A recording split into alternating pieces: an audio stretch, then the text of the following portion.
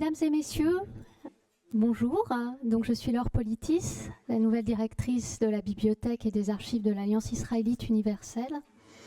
Alors, nous allons passer à présent à la deuxième session de cette journée d'études qui est consacrée aux familles et aux nationalités entre Libourne et Tunis.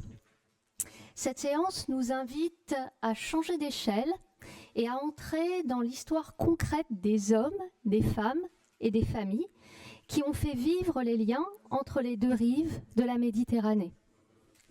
À travers la généalogie, l'onomastique, les trajectoires familiales et les questions de nationalité, nos intervenants, vous m'entendez? Il me semble que c'est coupé.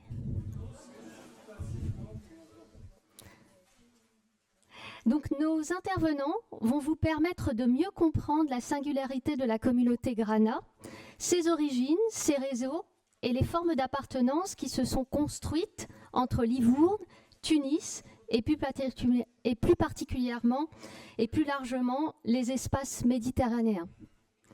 Nous entendrons successivement Alain Nedjar, Gilles Boulu, et également Liliane Nedjar.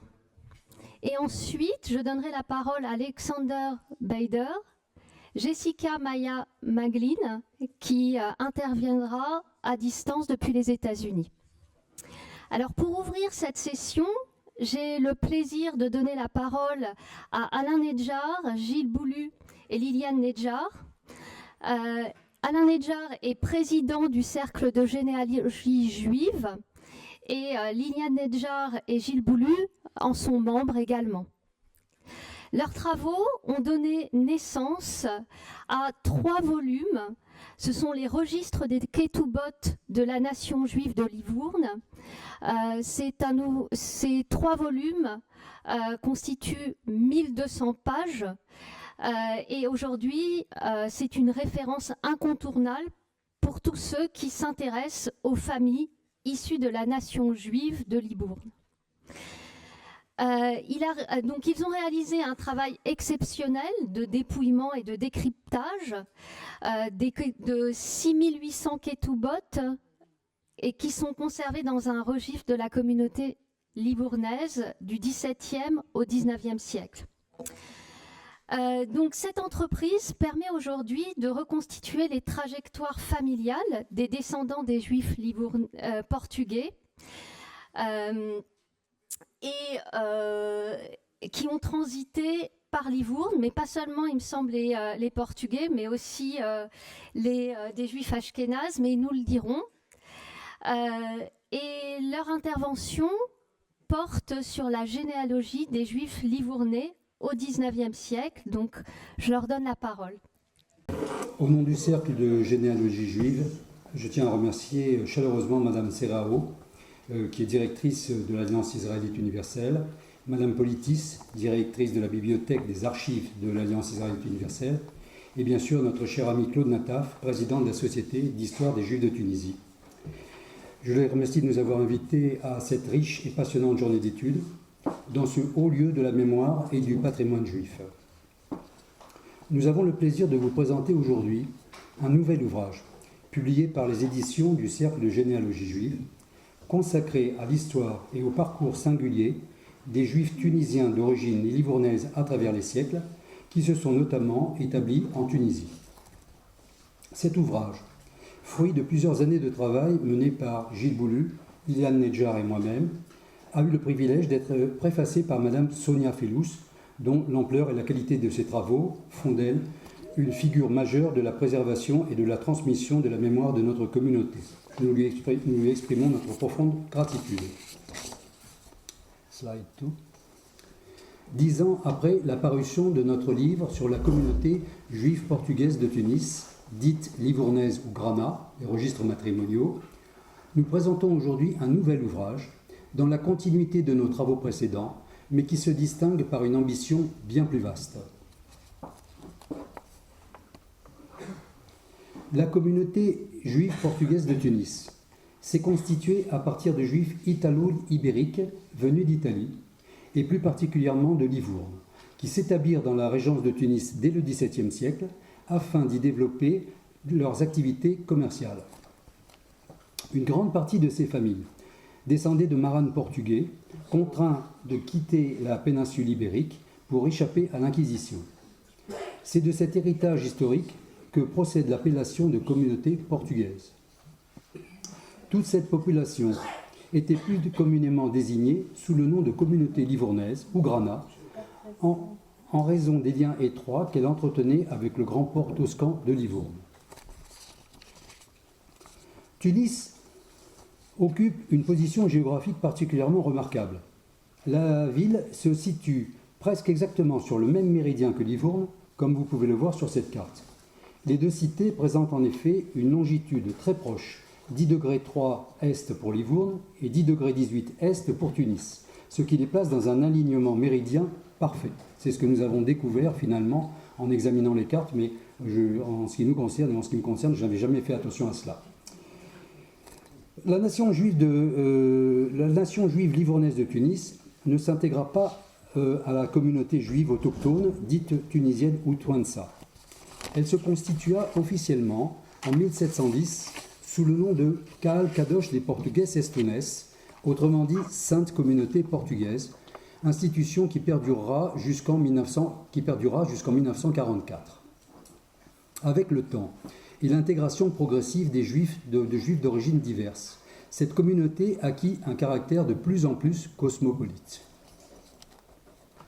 On sait qu'il existait dans les archives de la communauté israélite portugaise 10 registres matrimoniaux couvrant la période de 1754 à 1917, avec parfois quelques débordements chronologiques d'un registre à l'autre.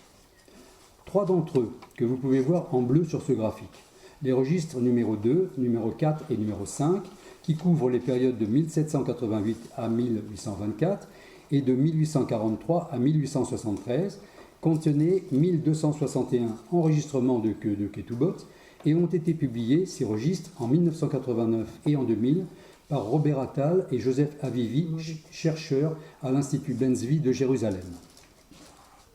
En 2015, avec Gilles Boulu et Liliane Nedjar, nous avons publié 2 autres registres de cette série, alors récemment découverts. En jaune, vous pouvez les voir sur le graphique, les numéros 3 et numéro 6, qui renfermaient 663 Ketubot, couvrant respectivement les périodes de 1812 à 1844 et de 1872 à 1881, accompagnés de notices généalogiques.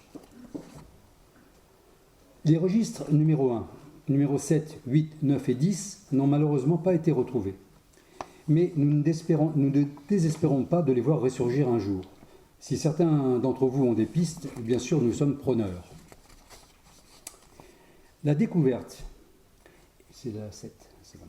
La découverte et la mise à disposition de nombreuses sources complémentaires, dont la plupart étaient encore inédites il y a 15 ans, nous ont conduit à reprendre intégralement la traduction des quelques 2000 contrats de mariage réunis dans ce corpus exceptionnel, couvrant près d'un siècle d'histoire, de 1788 à 1881. Autrement dit, on a repris l'intégralité de la traduction, mais cette fois-ci en profondeur, avec un expert qui savait traduire en particulier l'araméen, puisque la plupart des textes religieux sont écrits en araméen et en hébreu. Donc il fallait savoir connaître cette langue pour pouvoir traduire et traduire en profondeur. Ce qui n'avait pas été fait dans les premières traductions de Robert Attal et Joseph Avivi. Là, nous avons développé la traduction, ce qui rend nos livres beaucoup plus complets.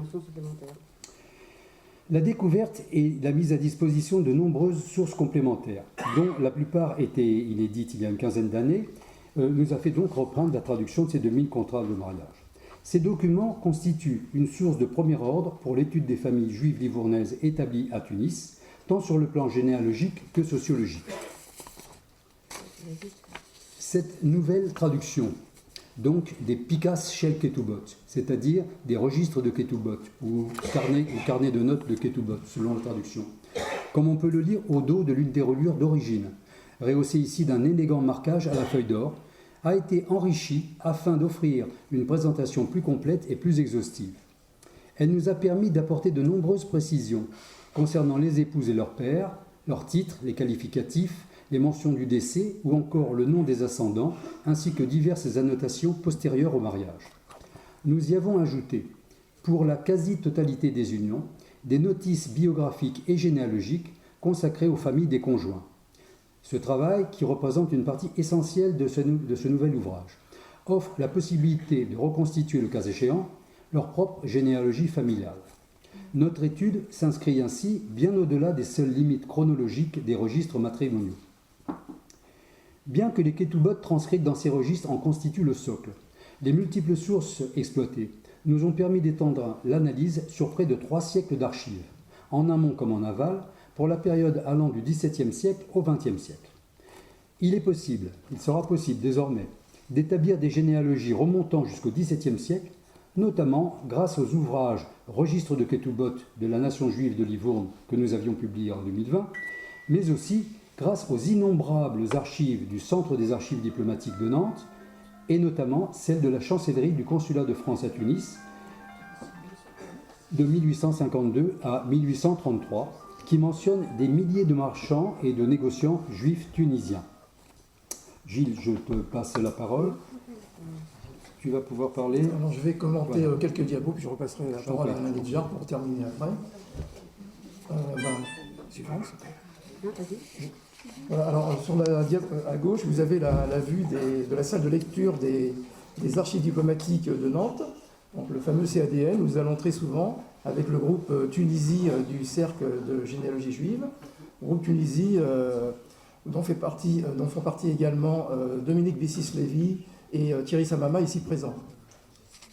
Alors, en fait, c'est un peu une caverne d'Ali Baba, puisque ces registres, qui sont parmi les plus anciens registres consulaires du monde, qui remontent à 1582, vont nous permettre d'avoir un panorama de tous ces marchands livournais qui étaient déjà arrivés à Tunis depuis le début du XVIIe siècle. Suivant. Alors là, je vous ai mis quelques fonds qu'on a utilisés, qui émanent des archives du Consulat général de France à Tunis. Et parmi ces fonds, le plus intéressant pour nous, ce sont les registres des actes et contrats de chancellerie qui vont de 1582 à 1833. Ils renferment des milliers de contrats réalisés par les marchands livournais, des contrats de rachat de captifs notamment, des affrètements, nollissements de navires. Vous avez aussi des procurations, des enregistrements de lettres de change, etc. Donc c'est tout un univers commercial qui vient un petit peu enrober en fait la généalogie, nous donner du corps, si vous voulez, à notre généalogie. Et on a pu notamment, on verra un exemple tout à l'heure, aller beaucoup plus loin que les ketubot grâce à ces archives. Alors, il y a un autre point intéressant sur les registres des manifestes de sortie des navires de Tunis. Vous avez des registres qui remontent à 1692, où vous avez tous les navires qui partent de Tunis et qui vont donc à Livourne, et également aussi à Marseille, à Gênes, à Malte. Et vous avez la liste de tous les marchands juifs qui envoient leur cargaison avec le descriptif des cargaisons et qui envoient à leurs correspondants à Livourne, qui sont souvent des gens de leur famille. Et donc on a tout un panorama, si vous voulez, de l'organisation commerciale entre Tunis et Livourne. Et après, il y a d'autres fonds qui sont intéressants, dont un certain nombre d'ailleurs sont dans la base régie du Cercle de généalogie juive, comme la correspondance avec les particuliers, donc ce sont les doléances en fait des marchands juifs au consul, alors là c'est plutôt le 19e siècle. Et puis vous avez également les registres des passeports, 19e siècle, où vous avez le visa de passeport accordé au consulat de France à tous les négociants et marchands juifs qui quittent Tunis pour aller à Livourne, à Marseille, à Alger ou à Bonn. Mais on a également, nous, de l'autre côté, de la Méditerranée, du côté de Livourne, on a récupéré les passeports émis par la nation juive de Livourne à Livourne, et pour les départs vers Tunis. Vous voyez, donc on a les deux côtés. On peut même suivre à la trace les marchands. Voilà, et puis enfin, vous avez également les actes notariés dans différentes sources. Voilà, je vais peut-être repasser la parole pour que tu parles des autres sources. Oui. Pour la suite. Alors, nous sommes appuyés, bien évidemment, sur les bases de données du Cercle de généalogie juive, qui réunissent des dizaines de milliers d'actes d'état civil et de documents relatifs aux Juifs de Tunisie, ainsi que d'Italie, qui, pour ces derniers, couvrent la période de 1668 à 1917. Les bases de données du cercle de généalogie juive ont été créées par Thierry Samama, qui a conçu tout l'aspect technique de cette formidable, outil. Et nous avons été pendant plusieurs années avec Liane Nedjar, Gilles Boulu, Thierry Samama, Dominique Bessis-Lévy, Françoise Darmon et une autre équipe à recenser l'ensemble de ces registres d'état civil en Tunisie. Pour la période plus contemporaine, les données des journaux tunisiens, tels que la Dépêche tunisienne et le Petit Matin, ont été analysés exhaustivement par Liane Nedjar et permettent désormais de suivre la descendance de ces familles jusqu'au milieu du XXe siècle. L'ensemble de ces données, réunies dans notre ouvrage, se retrouve principalement dans les notices consacrées au mariage, enrichies de nombreux arbres généalogiques et d'une très abondante iconographie. L'ouvrage est ainsi... L'ouvrage... Il y a les protégés aussi. Ah oui, excusez-moi, j'ai oublié peut-être parler des protégés, mais c'est pas grave. Bon. L'ouvrage est ainsi illustré par un très grand nombre de documents et d'images, dont plusieurs sont publiés ici pour la première fois. Un autre livre a été publié par le Cercle de généalogie juive, qui avait été écrit par Thierry Samama et Liane Nedjar, qui concerne les protections consulaires des Juifs de Tunisie.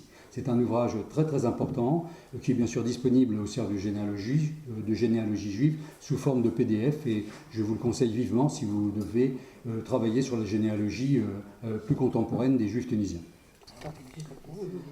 Nous sommes avant tout, Liane Nedjar et Gilles Boulu et moi-même, des généalogistes passionnés. Mais nous ne prétendons pas au statut d'historien ou de sociologue. Toutefois, la richesse exceptionnelle des sources réunies nous a conduit à donner à cet ouvrage une véritable dimension sociétale. C'est dans cette perspective que nous avons ajouté plusieurs chapitres annexes comprenant des données statistiques et onomastiques, une liste particulièrement détaillée et actualisée des rabbins de la communauté, accompagnés de leurs paraphes, c'est-à-dire leur signature, leur paraphes singuliers, ainsi que divers rappels historiques consacrés à la communauté juive livournaise de Tunis. Dans le prolongement de nos travaux précédents, notre ambition est de mettre l'ensemble de ces données à la dimension du public, des généalogistes et des historiens. Nous espérons qu'elles contribueront à retracer l'histoire de ces familles juives, dites livournaises de Tunisie, et ce faisant, à préserver la mémoire d'une communauté aujourd'hui disparue de son territoire d'origine, mais nullement éteinte, puisqu'elle continue de renaître et de rayonner aux quatre coins du monde. Gilles, si tu peux prendre la parole. Oui, alors je reprends la parole pour commenter quelques dias pour terminer. Ici, vous avez une photographie de la première Ketouba, enfin du registre numéro 2, qui date de 1788. Vous voyez donc la présentation de ce type de Ketouba, avec donc la signature du marié, Jacob de Isaac Lambrosio. Vous avez le Parnasse qui signe, et puis vous avez un paraphe en bas à droite, un paraphe rabbinique du rabbin notaire. Suivant. Alors là, c'est un exemple intéressant. Je termine par un exemple intéressant pour vous illustrer l'intérêt des sources annexes dont je vous ai parlé tout à l'heure, des sources consulaires, pour en savoir plus en fait, sur les mariés. Parce que publier même 2000 ketubot sur les mariés, ça ne suffit pas. Il faut un peu habiller, c'est juste l'épine dorsale de notre ouvrage. En fait, et il faut savoir qui sont les mariés, qui sont les pères des mariés, qu'est-ce qu'ils faisaient, etc. Alors, donc voici un exemple du registre numéro 2, 1792. Il s'agit du mariage de familles de grands notables, quand même, de la communauté portugaise de Tunis, à la fin du XVIIIe. Il s'agit de David de Daniel Franco et de Rachel de Abraham Haïm de Paz. Alors vous avez donc, en haut de la Ketouba, vous avez le nom des mariés, vous avez leur qualificatif. Par exemple, on lit tout en haut, vous avez Amaskil Venavon, alors ça veut dire érudit perspicace David, fils de Bar Ahama Shalom Dayan Ametsuyan, fils de juge distingué, sage parfait, juge distingué. Ce qui veut dire que le père, en fait, est un rabbin juge du Beddin de Tunis, portugais à cette époque, donc Daniel Franco.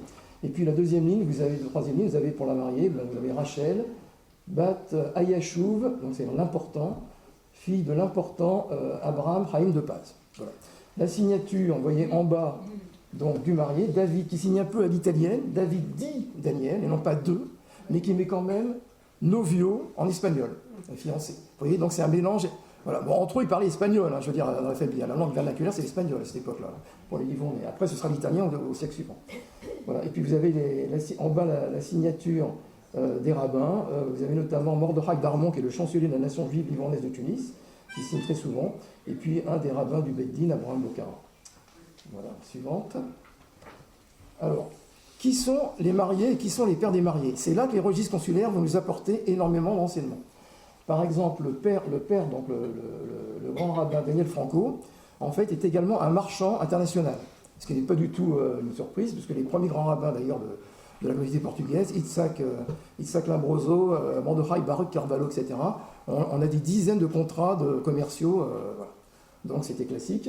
Et là, on a retrouvé, par exemple, dans un registre de manifeste de marchandises chargé à Tunis, en 1787, vous avez Daniel Franco, qui charge un groupe contenant, donc c'est un sac contenant des piastres d'Espagne. Voilà, et il charge sur un vaisseau La Françoise, capitaine Jacques Garcin de Cannes. La plupart des navires affrétés étaient des navires français, commandés par des capitaines provençaux. Voilà, c'est ce qu'on voit dans les registres de chancellerie du consulat. Voilà, suivante. Alors, Daniel Franco, on va encore le retrouver dans d'autres documents, des registres de chancellerie, des fameux actes et contrats, donc ceux qui remontent à 1582. Il s'agit d'un contrat d'affrètement de navires en 1785. Vous voyez, donc il fait un contrat, il signe de sa belle signature, Daniel Franco, et il est en association avec un Tuansa. Donc ça a commencé à se voir fin 18e, avant ce n'était pas le cas, mais il commence à s'associer avec des Tuansa, les Granats, et donc son collègue, qui signe lui en caractère hébraïque, il s'agit de Abraham Haïm Nataf, voilà, peut-être de la famille de notre président, voilà, qui est donc commerçant international, aussi qui travaille avec Daniel Franco. Voilà. Et là, on retrouve Daniel Franco, qui est quand même rabbin notaire, rabbin juge, qui retourne à l'hébraïque en signant en caractère hébraïque différentes ketubot. Suivante. Voilà. Alors là, il se remarie. Alors on retrouve en plus une ketouba de notre personnage parce qu'il s'est marié avec ce foie en 1820, un mariage tardif. Voilà.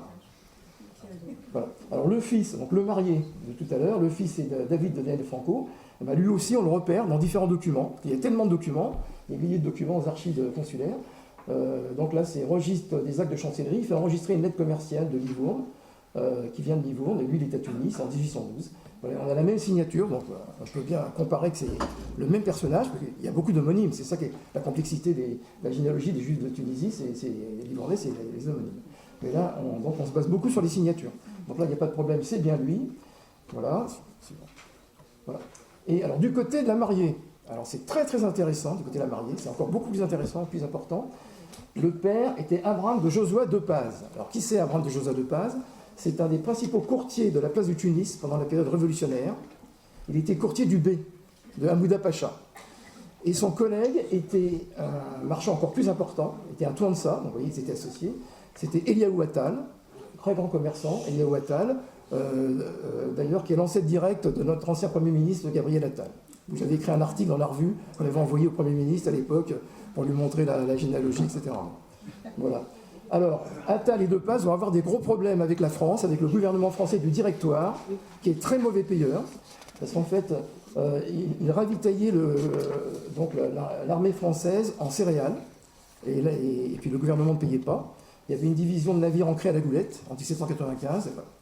Et alors là, vous avez une lettre, une doléance, une réclamation donc, de Abraham de Joseph de Paz au consul de France, le chevalier Devoise. Il écrit pour dire qu'un de ses navires a été capturé en 1795 en route pour Livourne par un corsaire français. Chose qui ne devrait pas arriver, puisque en vertu des accords de capitulation du XVIe siècle, entre l'Empire ottoman et la France, normalement, les Français ne doivent pas capturer les Tunisiens et inversement. Voilà, en tout cas, ça a été fait. Le navire a été conduit à Livourne. Le consul de France à Livourne a récupéré la cargaison et l'a remise au corsaire, ce qui n'est pas le cas. Au lieu de la remettre au fils d'Abraham de Paz, qui était en face à Livourne, Samuel Vita de Paz, qui était réceptionnaire de la cargaison. Donc il y a des décennies donc il y a ça plus d'autres affaires du même type, et vous avez donc des décennies de procédures. Donc le B a hurlé avec Abraham de Joseph de Paz. Donc le consul de France à Tunis, Devoise, était bien embêté. Il écrit à Talleyrand, qui était au ministre des Affaires étrangères, qui ne donne pas suite. Il faut attendre 1823, donc 25 ans après, pour que le ministre des Affaires étrangères de l'époque, qui était Chateaubriand, ordonne de payer Attal et De Paz. Vous voyez, donc la petite histoire rejoint la grande histoire. Donc ça, c'est intéressant comme document. Alors, autre chose intéressante, vous voyez qu'en haut, c'est marqué déclaration du sieur avant de Joseph de Paz, négociant juif, sujet tunisien. Donc là, je m'interpelle un petit peu, puisqu'on est bien avant les accords tuniso-toscans de nationalité de 1822, dont va nous parler certainement Jessica Marglin tout à l'heure. Et en théorie, les Livournais au XVIIIe siècle étaient sujets du grand-duc de Toscane. En ceci dit, il était vraiment asservi au Bétunis, que c'était son courtier. En tout cas, il est considéré comme sujet tunisien avant la lettre par le consul de France. Voilà. Suivant. Et puis on termine par donc un petit résumé, vous voyez, un arbre généalogique qui résume un petit peu donc, les mariés. Donc c'est le genre d'arbre qu'on a mis par dizaines dans notre ouvrage futur. Hein. Vous avez les mariés en bas. Alors les mariés, donc il y a un turnover très important entre Livourne et Tunis. Ils vont passer à Livourne. Ils vont avoir 3 filles à Livourne. Ils vont repasser à Tunis dans les années 1810. Ils vont repasser à Livourne, où ils auront un fils qui lui va rester à Livourne, et eux-mêmes vont terminer leur jour à Livourne. Vous voyez, donc c'est assez complexe à suivre, mais on arrive à les suivre avec tous les documents. Et puis les fameux registres de chancellerie dont je viens de vous parler, eh bien, nous permettent de remonter, par exemple, les 2 Paz, qui est une lignée de marchands. Vous voyez, on remonte jusqu'au premier 2 Paz, Abraham de Mosée, arrivé en 1795 à Tunis en provenance de Livourne. Il s'agit de mon ancêtre direct, moi pour ma part, parce que ma mère était une 2 Paz de Tunis. Voilà. Et je suis cousin éloigné d'Alain, et Alain descend également de ce personnage.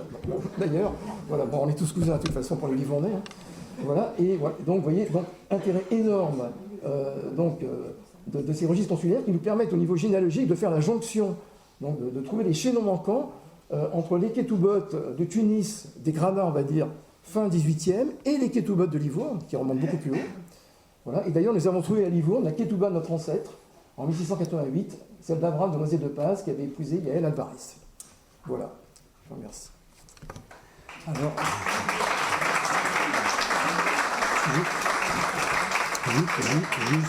juste pour compléter, l'ouvrage va paraître au mois de novembre, parce qu'il n'est pas encore tout à fait terminé. C'est un ouvrage qui est en 3 volumes. Il va faire 1200 pages et il a été écrit en anglais et en français. Il est bilingue. Pourquoi bilingue ? Parce que lors de l'écriture de nos précédents ouvrages, nous nous sommes aperçus qu'un tiers des livres ont été vendus à l'étranger, notamment aux États-Unis, en Israël, mais dans tous les pays du monde. Et nous avons même eu une commande venant de Tasmanie. Et alors, je me suis dit, c'est absolument incroyable, c'est quelqu'un de Tasmanie, je ne sais pas si vous le savez, la Tasmanie c'est une toute petite île au sud de l'Australie, où il y a le fameux loup de Tasmanie, le diable de Tasmanie. Et j'ai pu appeler cette personne. Alors je lui ai dit, mais excusez-moi, mais comment se fait-il que vous êtes intéressé à ces juifs d'origine de Livourne, de Tunis, etc. Et il me dit, mon arrière-grand-père, etc., était le grand rabbin laïque de Tunis. Je ne sais pas si vous vous rendez compte. Bon, et nous avons donc vendu partout dans le monde, et c'est important parce que c'est de rayonner, si vous voulez, internationalement. C'est d'ailleurs la raison pour laquelle le Cercle de généalogie juive, progressivement, va faire paraître ses revues en anglais et on va essayer de s'élargir. J'écoutais Arthur, vous savez Arthur et Sabag. Et Arthur et Sabag a dit quelque chose qui m'a ému, qui était formidable. Il disait « La meilleure façon de lutter contre l'antisémitisme, c'est de continuer à rayonner. » Voilà, je vous remercie.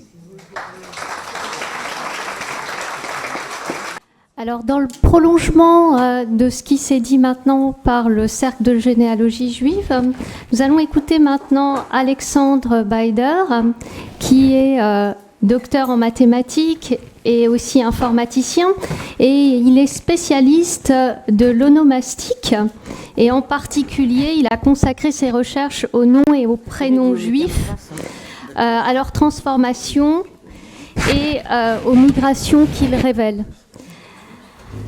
Il est auteur de nombreux ouvrages et de dictionnaires de référence. Il a étudié successivement les populations juives d'Europe orientale, d'Italie et de Gibraltar, puis du Maghreb. Son intervention portera sur l'origine des familles de la communauté livournaise de Tunis, les Granats. Voilà, je vous laisse la parole. Bonjour. merci beaucoup pour les organisateurs de m'avoir invité pour faire cette petite présentation. Si la présentation précédente, elle avait un aspect généalogique, avec bien sûr des conclusions qui sont intéressantes pour l'histoire et l'histoire sociale. Mon approche est différente, c'est une approche purement linguistique et plus exactement onomastique. Donc, il s'agit d'analyser des noms de famille de personnes qui appartenaient à la communauté Grana de Tunis. Et j'ai pris comme base une liste de noms de famille qui était dressée par Lionel Lévy initialement, une petite centaine de noms. Et ce que j'ai essayé de faire, c'est de regarder pour chacun de ces noms, tenant compte de mes propres recherches. Et je peux présenter 2 livres qui étaient déjà publiés. Donc en 2017, un livre, celui-ci. Le livre sur les Juifs de Maghreb, Gibraltar et Malte. Et puis 2 ans plus tard, c'est le livre sur les Juifs de France, Italie et les communautés portugaises de l'Europe de l'Ouest, donc y compris Livourne. Et depuis 2019, j'ai travaillé sur les noms de famille des Juifs ottomans. Donc les deux volumes sont prêts. Donc dans quelques mois, ça va être publié par Bar-Ilan Université Presse. Et donc, pour aussi continuer par rapport à ce que Alain disait, moi, quand je commençais à publier, donc c'était en 1993, le premier ouvrage sur les noms de famille des Juifs de l'Empire russe, j'ai commencé directement en anglais. Donc, en fait, tous mes livres sont écrits en anglais, même si, bien sûr, mon français est largement meilleur que mon anglais, alors que le français n'est pas ma langue maternelle. Mais donc c'était ça le choix aussi, pour les raisons que, surtout pour l'Empire russe, les lecteurs principaux étaient aux États-Unis, en Israël, et donc depuis je n'ai pas changé, donc j'ai toujours publié en anglais.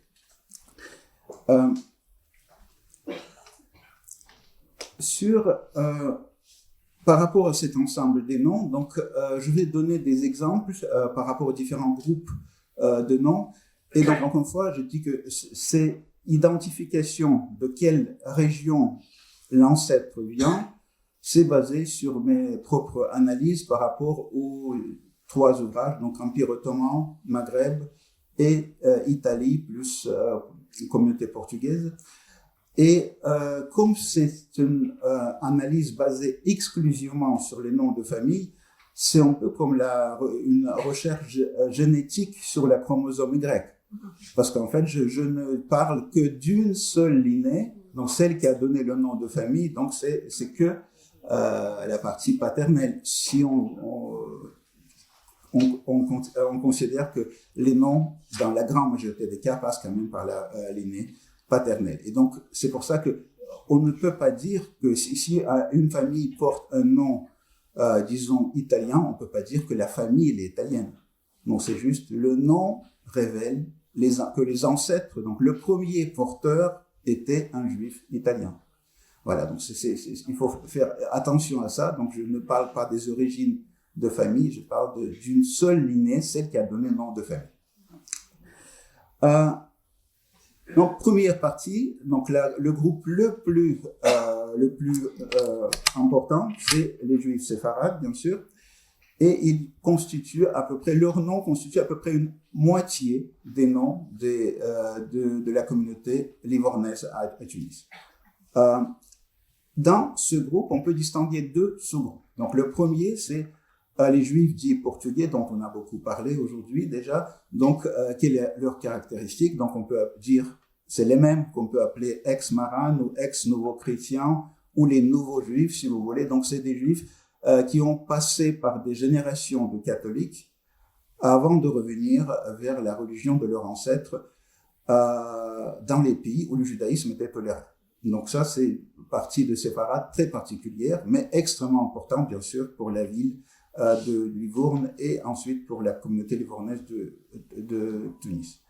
Donc, pour eux, quel est l'itinéraire le plus plausible par rapport à ces noms. Donc là, vous voyez, j'ai mis en bleu les exemples. C'est pas la totalité, mais presque dans l'ordre alphabétique. Et quel est l'itinéraire le plus plausible pour les porteurs de ces noms? Donc le point de départ, c'est principalement toujours Portugal.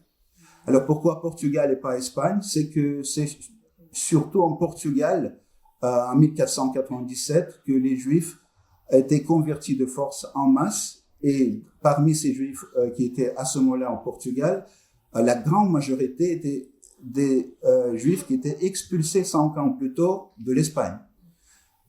Et donc la conversion de masse a eu lieu au Portugal.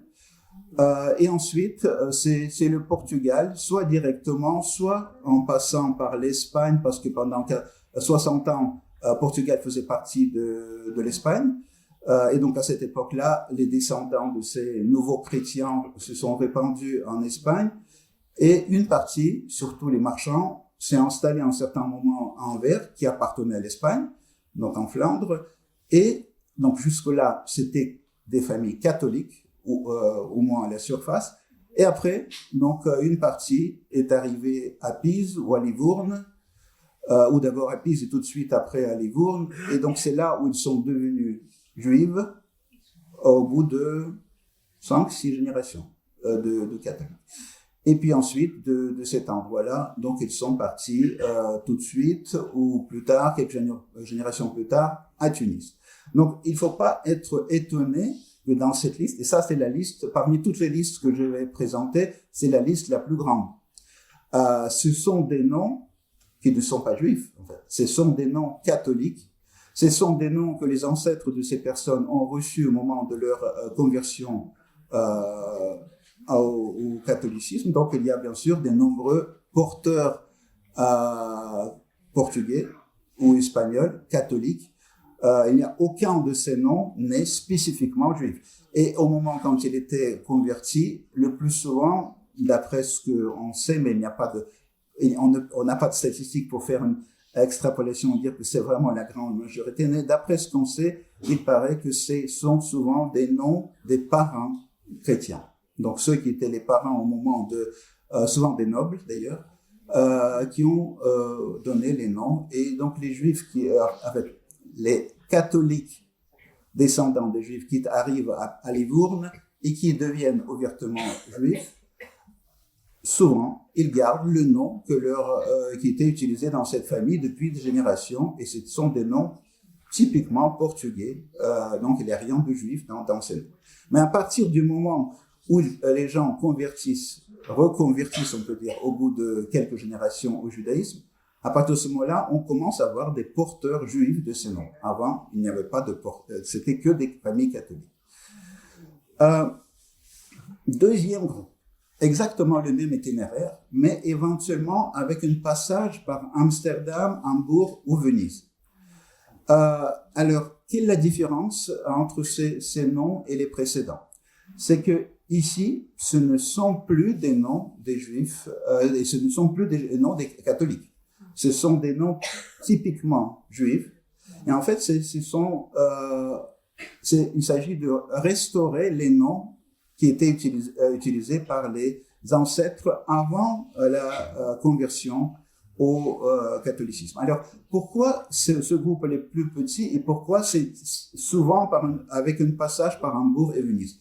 C'est que Amsterdam, Hambourg et Venise, surtout Venise, je dirais, et avant Venise, Ancône et Ferrare, ça c'était des endroits où les premiers marans s'installent. Et quand ils s'installent, c'est à partir du milieu du XVIe siècle, c'est peu de générations après la conversion, ils se rappellent encore des noms que leurs ancêtres avaient.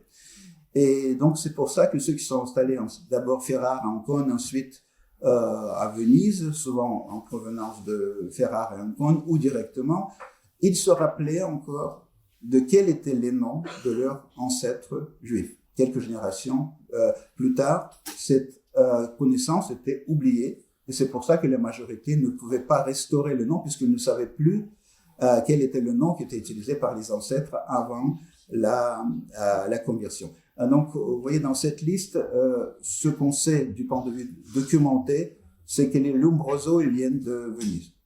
Ils n'ont pas passé par Livourne, et c'est directement de Venise qu'ils sont arrivés en Tunisie. Et c'est bien une famille, donc il y a plusieurs branches, mais si on regarde, avant qu'ils redeviennent Lombroso, c'était des González, Rodriguez, etc. Donc c'était des familles clairement maranes qui sont devenues juives.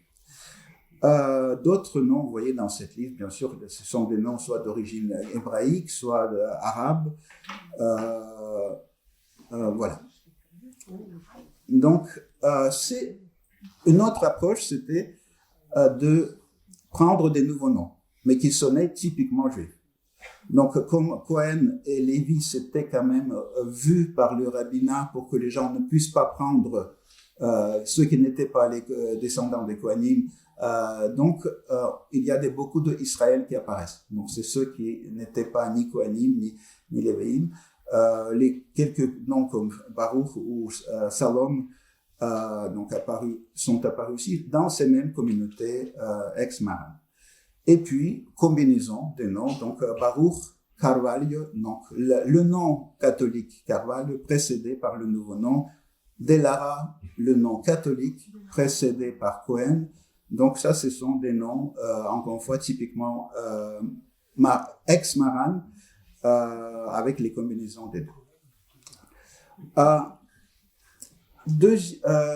Et puis, donc ça, c'était j'ai parlé juste de ex-Maran. Maintenant, ceux qui n'ont pas passé, leurs ancêtres n'ont pas passé par la conversion.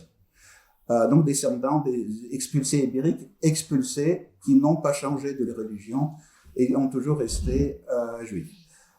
Quels sont les itinéraires? Donc là, il y a plusieurs possibilités. Donc, la plupart, dans ce cas-là, c'est plutôt Espagne, pas Portugal. Donc, il y a beaucoup plus de juifs en Espagne qu'en Portugal. Et surtout de Portugal, il y a très peu de juifs qui ont pu émigrer. C'était forcé de se convertir. Donc, une partie passait par Rome, une partie par Venise, beaucoup en Empire ottoman.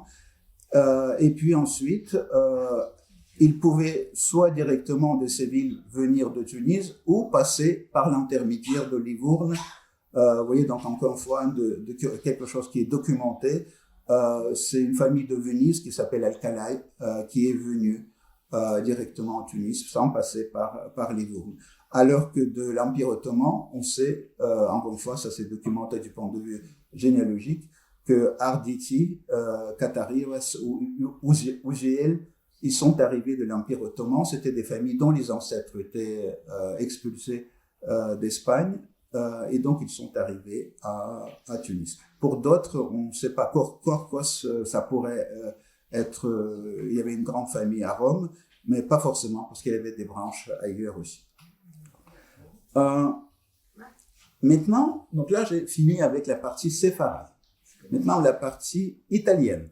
Alors, quand on dit italienne, ce que j'entends par ce point 2, c'est des juifs d'Italie qui n'étaient pas d'origine séfarade. Mais quand ils n'étaient pas d'origine séfarade, c'est encore plusieurs origines possibles. Et donc, la couche la plus grande, c'est des juifs italiens, c'est-à-dire les juifs dont les ancêtres habitaient sur la péninsule italienne depuis des siècles. Et donc, la plus grande communauté était Rome, bien sûr, mais il y avait des juifs en Cône et d'autres villes des Marches, en Toscane, pas à Livourne. Livourne était fondée juste avant, mais surtout à Florence et à d'autres villes de Toscane. Et donc, soit de Rome directement, soit en passant par Livourne, certainement, le plus souvent c'est en passant par Livourne, mais encore une fois, on n'a pas de statistiques sans faire de généalogie. Est-ce que c'est directement de ces villes vers Tunis ou en passant par Livourne? On ne sait pas, mais donc là, ce sont des noms typiquement, par exemple, Modigliani, on sait que c'était une famille qui était grande famille à Livourne, mais ils sont venus à Livourne de Rome, et donc c'était pas une famille séfarade, c'était une famille, à l'origine, c'était une famille italienne, bien sûr, juive. Ensuite, donc, et il y a des itinéraires particuliers. Donc là, j'ai juste voulu illustrer un exemple assez curieux. Nakamouli, donc c'était une famille qui est venue à Tunis, donc qui est devenue, ses membres sont devenus les membres de la communauté livournaise, donc les Granats de Tunis, mais en fait l'itinéraire est totalement différent. C'est un nom de famille italien dans le sud d'Italie, donc dans les Pouilles. Et puis, au moment de l'expulsion de cette région, donc au début du XVIe siècle, la famille s'est installée à Corfou. Et puis de Corfou, ils sont venus à Tunis. Donc, vous voyez, il n'y a pas de passage par Livourne. Mais c'est quand même une famille de souche italienne à la base, parce que c'est l'Italie du Sud. Puis dans l'Italie, il y avait une grande communauté ashkénaze. Tout le nord d'Italie était des communautés ashkénazes. Et donc, dans ce cas-là, quel était l'itinéraire? Donc, c'est Allemagne du Sud ou Autriche. Il est arrivé dans le nord d'Italie, souvent sans nom de famille. C'est à cet endroit-là, dans cette région-là, qu'il prenait les noms souvent d'après les villes locales. Et puis, soit du nord d'Italie, mais le plus souvent, pas directement, plutôt via Livourne. Donc, il est arrivé à Livourne. Là, il se mélangeait avec la communauté locale. Il devenait séfarade d'après leur rite. Et puis, donc, de là, il est venu à Tunis. Donc, vous voyez les quelques exemples. Bassam, le plus ancien, c'est Garcin. Il apparaît déjà à la fin du XVIIe siècle. Parce que dans les premières listes, c'est que des Portugais, sauf celui-ci. Par contre, Lemgi, Ruzzato, Morpurgo, Lemgi, Tedesco, tout ça, c'est beaucoup plus tard. C'est 19e siècle plutôt que avant, ou Soncino. Et puis, il y a des Italiens de souche française, parce qu'il y avait aussi un itinéraire un peu particulier de France, souvent en passant par Haute-Savoie, vers le Piémont, qui faisait partie du même état de duché de Savoie, ensuite de Piémont vers Livourne, encore une fois, et Tunis. Donc là, c'est la famille Crémieux qui s'est italianisée, soit en Crémizy, soit hébraïsée en Carmi, Foix, Gallico, Ségré, Vivante. Et donc ça, c'est donc des familles d'origine ancienne française, mais bien sûr, ceux qui venaient à Tunis, ce n'étaient plus des familles françaises, c'est leurs ancêtres qui ont donné le nom à l'origine, qui était d'origine française. C'était bien considéré comme des familles italiennes au moment d'arriver à Tunis. Troisième couche, 15% environ. Donc, autant les Italiens, c'était environ un tiers. 15%, c'est des Juifs de Maghreb. Alors, quels sont les itinéraires? Donc là, il y en a plusieurs. Soit du Maroc en passant par Italie ou Gibraltar vers Tunis. Certaines de ces familles sont arrivées au Maroc. Certaines étaient locales, mais d'autres sont arrivées au Maroc après l'expulsion d'Espagne. Donc, ce que j'ai mis en rouge, c'est par exemple Azuelos, Deloy, Nataf, Toledano. Ça, ce sont des noms de familles espagnoles, donc séfarades, mais venus au Tunis, pas d'Espagne, mais avec l'intermédiaire d'un certain nombre d'étapes. Mais il y avait des familles locales, donc comme Abéachis, Ben Sasson, vraisemblablement Malka. C'est pas sûr, parce que Malka, il y avait les deux. Il y avait au Maroc, il y avait des Malkas locaux et Malkas espagnols aussi. Timsit, clairement local, marocain. Et puis un autre itinéraire de région d'Oran en 1669. Tous les Juifs d'Oran qui étaient à partir du début du XVIe siècle jusqu'à 1669, Oran était espagnol. Et en 1669, tous les Juifs d'Oran étaient expulsés. Donc, ils ont pris les navires en direction de Villefranche. Et de cet endroit-là, ils sont passés à Nice, ils sont passés à Gênes et beaucoup à Livourne. Et donc, comme ça, c'est région d'Oran, Italie, Tunis. Mais avant d'arriver à Oran, leurs ancêtres, certains étaient ancêtres qui étaient expulsés en 1492 d'Espagne vers Oran, qui à ce moment-là n'était pas encore espagnol. Donc les Espagnols ont pris Oran quelques années plus tard, mais ils ont laissé les Juifs locaux vivre jusqu'à 1669. C'est assez étonnant, mais pendant 150 ans, ils pouvaient encore continuer à vivre ici, alors que ça faisait partie déjà de l'Espagne. Et puis même, le seul exemple, Narboni, c'est les Juifs de Narbonne, arrivés en Espagne, là, ils sont devenus Narbonnines parce qu'ils étaient expulsés en 1306 de Languedoc. Après, expulsés d'Espagne vers Maroc, de Maroc vraisemblablement à Algérie, et puis de région d'Oran vers Italie, Tunis. Donc là, il y a beaucoup d'étapes.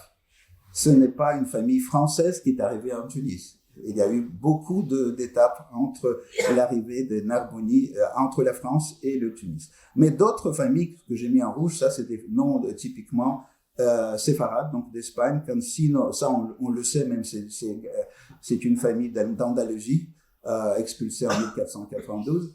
Darmon, je vais en parler plus tard. Donc ceux qui sont en bleu, donc je vais en parler juste après. Et donc dernière étape, c'est de Tunisie ou de Libye vers Italie, et de l'Italie retour au Maghreb, donc à Tunis. Dans ce seul cas pour ces familles, je pense que à l'origine c'était quand même une famille séfarade, parce que pour Belaïch, j'ai trouvé des sources en Catalogne, en île de Majorque. Donc, il y avait des Belaïch, Boulaïch, etc. Et vraisemblablement, c'est une famille qui, en 1391, est partie vers le Maghreb. Peut-être plus, pas Tunis, parce que Tunis n'était pas vraiment une destination, c'est plus Constantine ou Bougie, donc Béjaïa. Et ensuite, Tunis, et donc ça c'est devenu une famille tunisienne. Donc, voilà, avec ces passages, des nombreuses familles, en passant par Italie, sont revenus en Tunis, mais déjà comme des Italiens, cette fois. Donc, le fait de partir en Italie et puis retourner en Tunis faisait en sorte que ces familles étaient déjà considérées comme italiennes. Et je viens juste de faire un petit ajout suite à ce que Gilles Boulou m'a dit. Donc, Khalfon, avant que j'ai préparé ça, je ne me suis pas rendu compte que c'était une famille de Libye. Donc, il y a quelques noms que j'ai laissés en dehors de mes slides parce qu'il y a Khalfon dans nombreuses communautés. Mais, donc, on m'a donné une précision. Donc, c'est bien une famille de Libye, de Tripoli, donc, qui est arrivée en Italie ensuite à Tunis. Et en fait, ce qui est intéressant, donc je vais terminer avec ça, c'est j'ai regardé pendant tout le mois d'avril et mai, j'ai étudié en détail le livre qui était mentionné par mes prédécesseurs, donc le livre Registre des Ketubot de la nation juive de Livourne. Je n'avais pas encore accès à ce livre quand j'ai publié mes précédents ouvrages. Et ce que j'en ai sorti, c'est cette liste-là. En fait, c'est la liste des mariages, donc des Ketubot de Livourne, où les deux mariés sont, je suis pratiquement sûr, d'origine maghrébine. Et dans la plupart des cas, ce sont des familles expulsées d'Oran, mais pas toujours.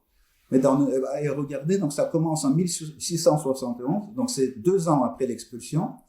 Et donc, souvent, au début, ce sont des familles, les personnes avec les prénoms arabes. Donc, ce qui confirme sans aucun doute que ce n'est pas des Italiens, c'est bien des familles oranaises qui sont arrivées à Livourne. Et puis pas mal de cas où le marié et la mariée ont le même nom. Donc, c'est des cousins qui se marient, comme vous voyez, la tate plusieurs fois, el khatat, etc. Et donc, c'est pendant les derniers tiers du XVIIe siècle, ils restaient toujours ensemble. En fait, il y a très peu de mariages entre les nouveaux arrivés oranais, et ça, c'est peut-être la majorité des mariages des gens qui étaient expulsés, et donc leur première génération après les expulsés à Oran. Et donc, juste dernière slide, c'est ce que j'ai couvert jusque-là, c'était les grands groupes, mais il y avait quelques cas marginaux, complètement, bien sûr, Wolinski, c'est un cas absolument marginal, c'est du XXe siècle, une famille polonaise, puis quelques juifs de France, d'origine soit Allemagne de l'Ouest ou surtout Alsace, et puis quelques cas exotiques comme une famille chouèque de Alep, donc une famille arabophone, ou une famille sahar, donc romagnote plutôt, soit de Smyrne, soit de l'île de Chios, donc on n'a pas de confirmation, mais ça c'est marginal. Donc tout le reste, c'est bien sûr, c'était les 3 groupes, donc les séfarades 50%, un tiers italien et 15% de Maghreb. Merci.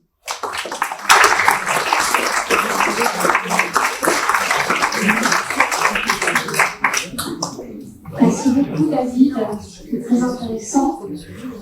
On va essayer de joindre maintenant Jessica Marglin qui se trouve aux États-Unis. Je vais présenter Jessica puisque de toute façon on a le son. Alors, elle est professeure à l'Université de Californie du Sud. Elle est titulaire de la chaire de Ruth Ziegler d'études juives. Et elle est aujourd'hui l'une des historiennes les plus reconnues du monde méditerranéen moderne. Ses travaux sur les rapports entre le droit, nationalité, appartenance religieuse et circulation entre l'Europe et l'Afrique du Nord ont profondément renouvelé notre compréhension des sociétés méditerranéennes. Et son ouvrage Across Legal Lines, Jews and Muslims in Modern Morocco a perçu plusieurs distinctions internationales majeures. Son intervention entre sujet du bey de Tunis et sujet du duc de Toscane, la nationalité des Granats avant le protectorat, s'inscrit dans la continuité de ses recherches et sur les questions de nationalité, de citoyenneté et d'appartenance qui ont façonné les relations entre l'Europe et l'Afrique du Nord au XIXe siècle.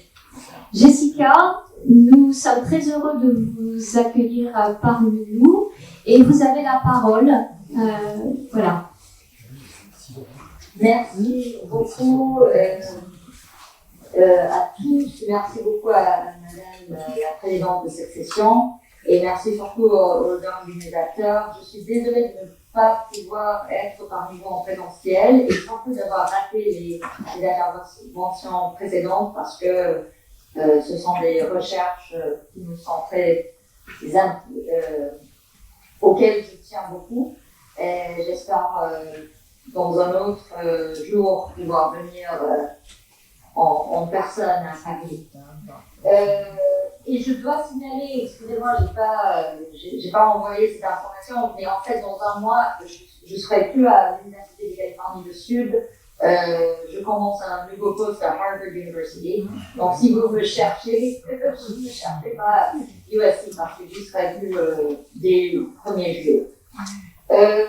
Voilà, donc aujourd'hui, je voudrais parler de l'histoire de la nationalité des Juifs granats, en Tunisie en particulier, qui fait partie d'un nouveau projet de recherche que je mène depuis un moment sur l'histoire de la protection consulaire et surtout de la transformation de la protection consulaire entre 1700 et 1856. Et c'est un projet qui couvre tout l'Empire ottoman et le Maroc. Donc Tunisie est un cas que j'ai étudié avec grand intérêt. Et en fait, le projet de recherche ne concerne pas que les Juifs, mais les Juifs, puisque je suis historienne des Juifs, ils figurent dans une façon assez importante. Et aujourd'hui, je veux parler de quelque chose qui, pour moi, a été assez surprenant quand je l'ai rencontré dans les archives, qui est le fait que les Juifs granats n'étaient pas du tout, en grande majorité, des sujets du duc de Toscane jusqu'au milieu du 19e siècle. En fait, les Juifs granats qui ont migré en Tunisie et qui ont fait vie là-bas sont devenus en grande majorité des sujets de bey. Et c'est important parce que c'est une question qui est souvent passée un peu dessus par les historiens qui disent voilà, les Juifs italiens ou les Juifs libanais sans préciser la question de leur nationalité et de leur sujétion. Et c'est une question qui est complètement réfléchie dans l'histoire des Juifs italiens. Évidemment, l'Italie n'existe pas comme pays, mais on peut dire italien pour décrire les Juifs qui viennent de la péninsule italienne. Donc les Juifs italiens qui sont quelques-uns de Livourne, quelques-uns de Venise, quelques-uns d'autre part, etc., qui migrent en Empire ottoman, ou comme a expliqué l'intervention précédente, qui sont venus d'Espagne en Empire ottoman et puis en Italie et qui sont migrés en Empire ottoman. Évidemment, il y avait énormément de circulation à travers toute la Méditerranée, surtout à l'époque moderne. Donc là, ces juifs livournais ou italiens en Empire ottoman qui ne s'appelaient pas Grana, qui s'appelaient plutôt Francos, c'est-à-dire franc pour des traits européens, plus généralement. Et d'ailleurs, Franco, c'est pas un nom qui est lié exclusivement aux juifs. Les chrétiens aussi peuvent être les Francos, les francs. Mais les Francos, depuis ce que je trouve dans les archives, n'étaient non plus généralement non plus des sujets italiens ou même toscans en Empire ottoman, même si beaucoup ou quelques-uns parmi eux ont acquis la protection consulaire, c'était une protection et pas une nationalité. Donc, cette intervention va porter exclusivement sur la Tunisie, les granades de Tunisie, mais je vous signale que ça fait partie d'un phénomène plus large, qui est le fait que les Juifs italiens qui ont immigré au Maghreb et en Empire ottoman sont devenus des sujets locaux jusqu'au XIXe siècle. Donc, pour la question des Grana en Tunisie plus spécifiquement, on peut voir que les Grana étaient considérés comme des sujets locaux et pas des sujets du duc de Toscane. Depuis le point de vue des autorités toscanes, depuis le point de vue des Grana eux-mêmes et aussi depuis le point de vue des donc, depuis le point de vue des autorités en Toscanie, les Toscans qui ont quitté la Toscanie, les Juifs inclus, perdent leur citoyenneté s'ils quittent pendant une période longue. C'est-à-dire, s'ils n'ont pas une résidence permanente à Livourne, ils ne peuvent pas rester des sujets toscans, sauf s'ils. C'est-à-dire, s'ils vivent vraiment à Livourne et ils quittent Livourne pendant quelques mois, avec la permission du duc, avec l'autorisation du duc de Toscane, c'est possible de garder la citoyenneté, sa nationalité toscane. Mais ceux qui partent pour une longue période, ceux qui reviennent à Livourne, ils ont besoin de ballotage. Le ballotage, c'est le nom pour devenir citoyen de Livourne. C'est comme une forme de naturalisation.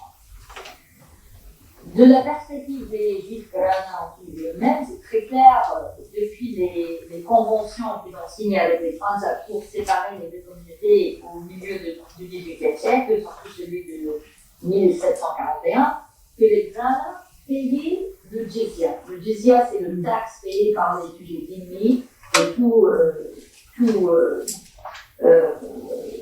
souverain musulman.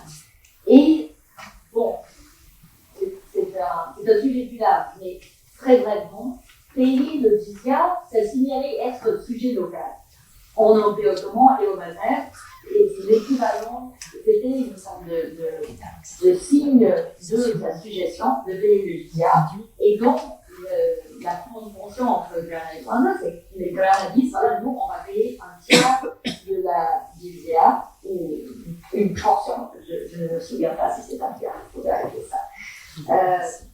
Donc, c'est clair que eux, ils savaient le sujet du B. Et finalement, du point de vue du sujet du B, c'est très clair, même si ce n'était pas articulé dans un traité ou dans une loi avant 1822, on a déjà parlé de ce traité, je vais en reparler. Mais on peut voir que, par exemple, une correspondance de 1809, où il y a un juif, Léon Obadia, qui se dit livournais, Grana, qui vit à Tunis et qui va être reconnu comme protégé français, puisque en 1809, c'est Napoléon qui a conquis la Toscane, et la Toscane fait partie de l'empire de Napoléon. Donc, Obadia dit voilà, Napoléon est souverain en Toscanie, donc moi, je veux être reconnu comme protégé français. Et il dit non. Puisque Obadia, c'est un Gaulli, c'est mon sujet, et je ne permets juifs en protestant français. Puis on arrive, et il y a d'autres exemples comme ça, mais puis on arrive au traité entre le pays de Tunis et le duc de Toscane de 1822. Le deuxième article, qui est assez connu, note explicitement que les juifs granats qui vivent en Tunisie ne peuvent pas bénéficier de la protection toscane. Et je cite, les juifs du Granat au Libanais établis depuis longtemps ou depuis plusieurs années à Tunis seront toujours regardés et considérés comme sujets du pays, sans exception de toute sorte, et soumis aux mêmes droits qui paient ou paieront les indigènes. Et je veux aussi signaler le fait que ce n'est pas écrit comme une innovation, comme une nouveauté. En fait, les termes du traité sont très clairs, que les juifs seront toujours considérés comme des sujets de paix. D'ailleurs, il y a une exception pour les juifs libanais qui viennent à Tunis pour des courtes périodes, mais il ne faut pas rester plus de 2 ans. C'est la limite. Et après 2 ans, il faut soit ils retournent en Toscane, soit ils deviennent des sujets de paix. Et ceux qui restent seront comptés parmi les autres juifs du Granat et les tués. D'ailleurs, comme j'ai dit, on voit exactement la même chose dans la correspondance entre les autorités ottomanes et les consuls européens dans le reste de l'Empire ottoman. Évidemment, j'aurais dû dire qu'à cette époque, la Tunisie fait partie de l'Empire ottoman, mais c'est une province presque autonome qui est régie par une dynastie héréditaire qui a beaucoup d'indépendance d'Istanbul, mais quand même qui fait partie de l'Empire. Ok.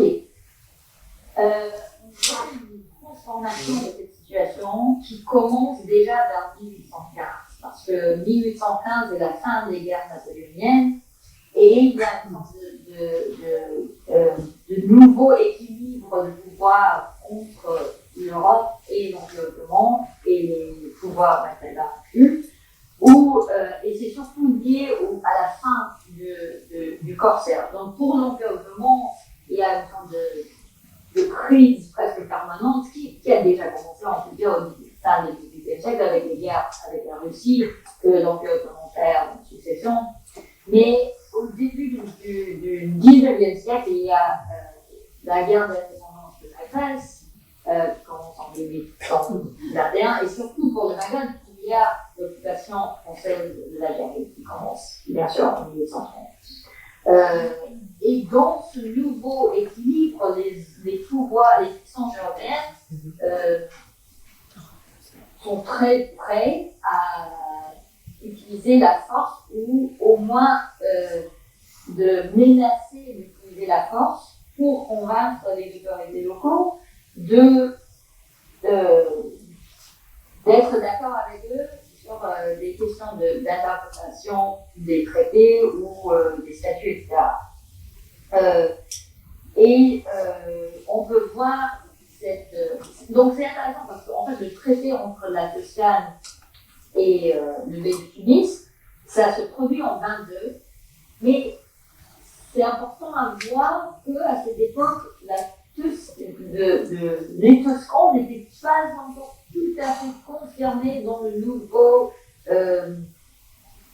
la nouvelle puissance des pays européens. Et c'est peut-être pour ça qu'ils n'ont pas insisté que les Granats soient comptés comme des sujets que donc ça, on peut faire beaucoup d'hypothèses. Pourquoi cette traité à ce moment? Et évidemment, cette transformation après 1815, c'est pas tout d'un coup, c'est progressif. Donc, une chose qui change déjà juste après le traité, c'est le fameux, on sait ça, chez moi, ici aux États-Unis, c'est pas du tout connu, mais peut-être dans cette salle à Paris, vous êtes parmi les minorités du monde qui connaissent l'affaire du chapeau, le fameux affaire du chapeau de 1923, où évidemment il y avait question de la permission pour des juifs en général, en Tunisie, de porter des chapeaux européens. Juste après le traité avec le duc de Toscane, Mahmoud Bey de Tunis donne un nouveau ordre, pour dire que les Juifs ont besoin, tous les Juifs en Tunisie ont besoin de porter le shashia. Le shashia, qui est une sorte de chapeau, mais qui est porté par tous les gens en Tunisie, les musulmans et les Juifs, tandis que les Juifs avaient besoin de porter une autre couleur que les musulmans. Donc, ça voulait dire, et c'était explicite, que les Juifs qui avaient une identité européenne, surtout les Ghana, qui avaient tendance de porter des vêtements européens, et aussi des Juifs, par exemple, des Gibraltar, ne pouvaient plus porter leur chapeau, ils avaient besoin d'acheter des chachas. Juste après, le consul britannique Alexandre Tula a immédiatement porté plainte contre cette nouvelle ordre.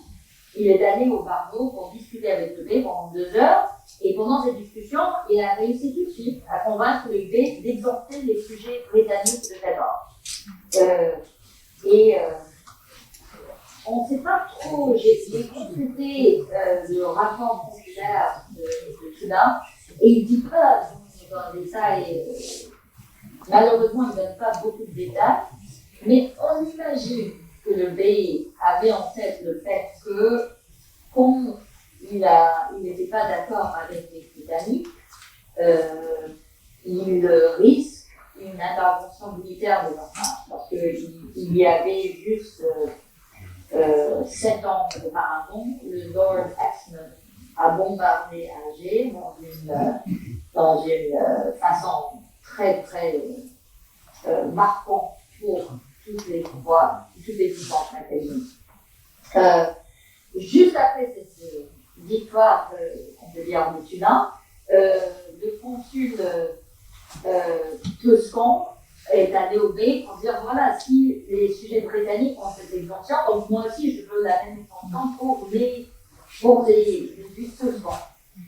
Et c'est clair que Mahmoud Bey a excédé aussi dans une façon qui ne voulait pas tout à fait distinguer entre les Juifs livornais qui avaient exactement le statut des sujets livornais et les Juifs Rana qui avaient le statut de sujet de bey. Parce qu'il y avait quand même une fluidité, même si techniquement les Juifs livornais qui sont venus s'installer au Tunisie ou qui ont vécu en Tunisie pendant longtemps et des sujets de bey, il y avait aussi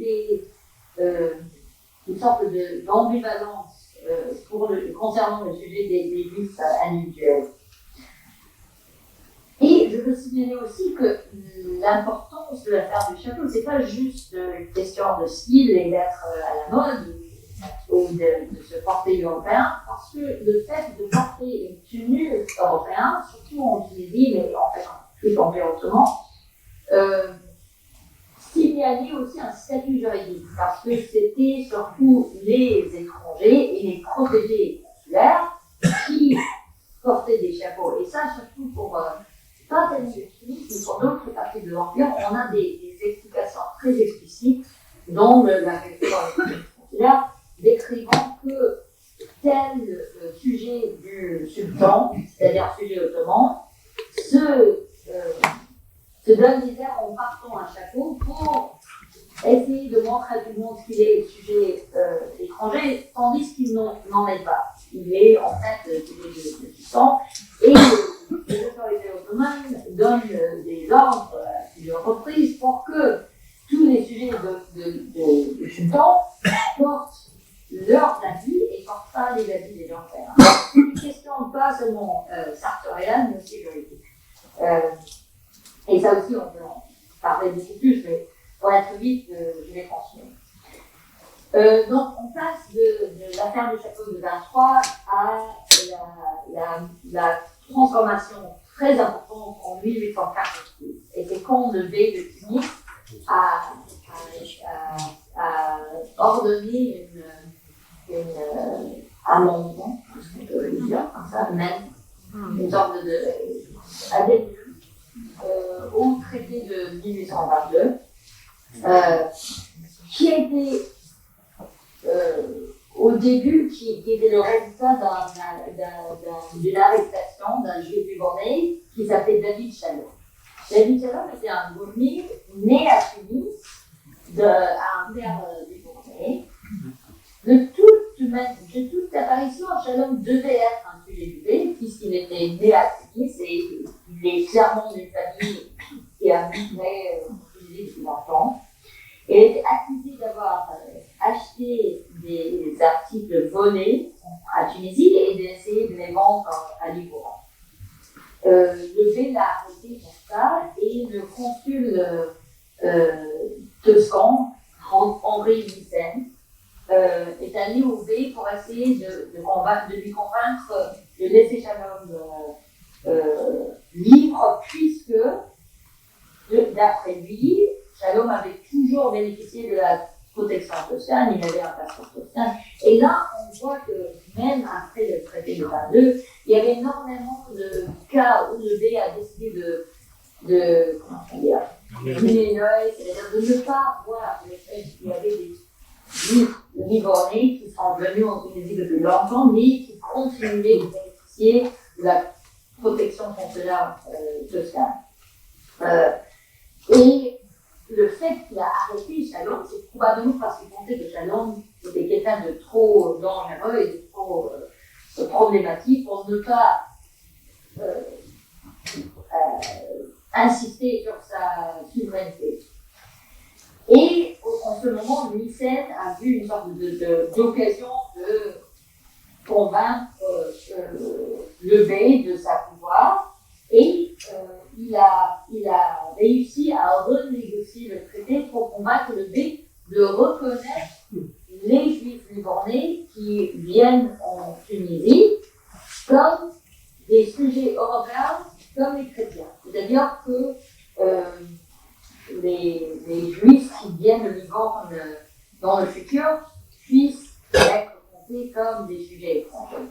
D'ailleurs, il faut dire que même dans cet addendum au traité, cet addendum de 1846, c'est stipulé que, je cite, les Israélites venus de Toscane dans notre royaume et dont les noms sont inscrits au continent en conformité des passeports dont chacun d'eux sera porteur, sont considérés à Tunis comme les commerçants des tours de nos amis, donc comme les autres, même s'ils demeurent à Tunis plus de 2 ans. Mais, en ce qui concerne les Israélites tunisiens et connus comme Grana, aucun de ceux-ci ne sera considéré comme appartenant à la Toscane en aucune manière que ce soit. Donc, même cet addendum ne reconnaît pas la dénaturalisation en masse des sujets tunisiens dits gradins.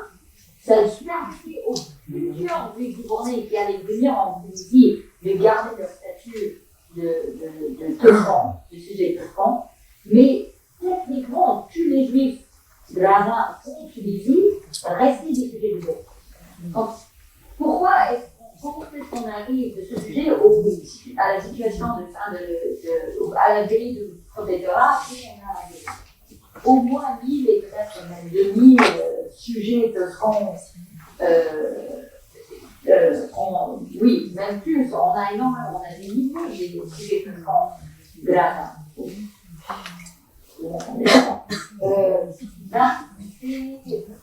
Je crois que j'ai pas beaucoup de temps, donc je vais passer vite, mais c'est une hypothèse qui est confirmée par d'autres cas. Et c'est assez clair que ce qu'on faisait, si on était juif gourmet, habitant en Tunisie, et si on avait les moyens, parce que pas tous les juifs gradins étaient des riches, comme vous savez, mais ceux qui avaient les moyens, qui avaient des relations commerciales avec les Toscanes, sont allés en Toscane, ont acquis un passeport pour revenir en Tunisie. Et avec ce passeport qui a d'ailleurs été donné à tout le monde, il ne fallait pas être forcément un sujet toscan pour avoir un passeport toscan pour venir ailleurs. Avec ce passeport, ils sont allés au consulat de la Toscane à Tunis pour dire voilà, j'ai un passeport de Toscanie parce que je viens de Toscanie, je viens de m'installer à Tunis. Et le consul ne posait pas des questions et il inscrivait ses juifs dans le registre et donnait la protection consulaire. comme sujet de fond. Et cette ruse, c'était pour les familles établies des enfants en Tunisie qui devaient rester jugés d'après la défense au traité. Cette ruse était pratiquée aussi par les juifs dits algériens, qui étaient beaucoup tunisiens ou des familles qui étaient partagées entre la Tunisie et l'Algérie.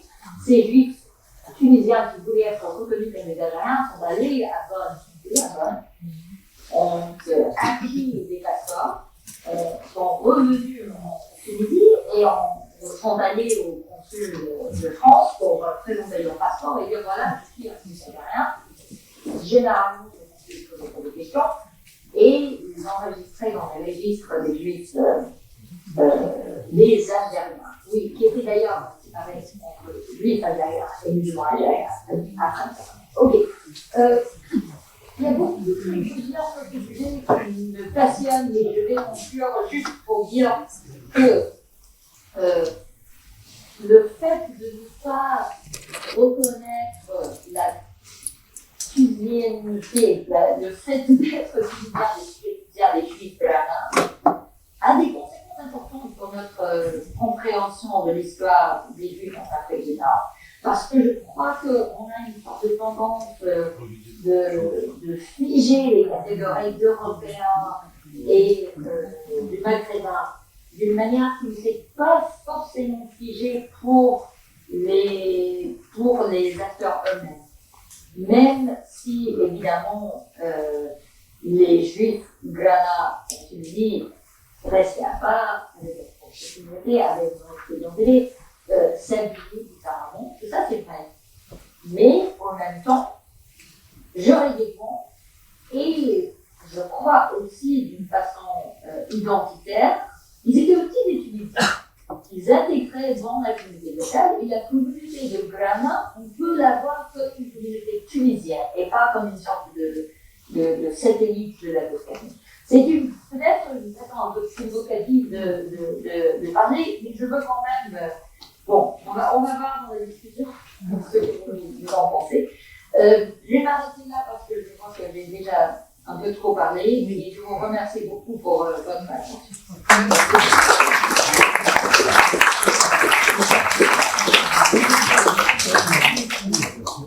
Merci beaucoup, Jessica.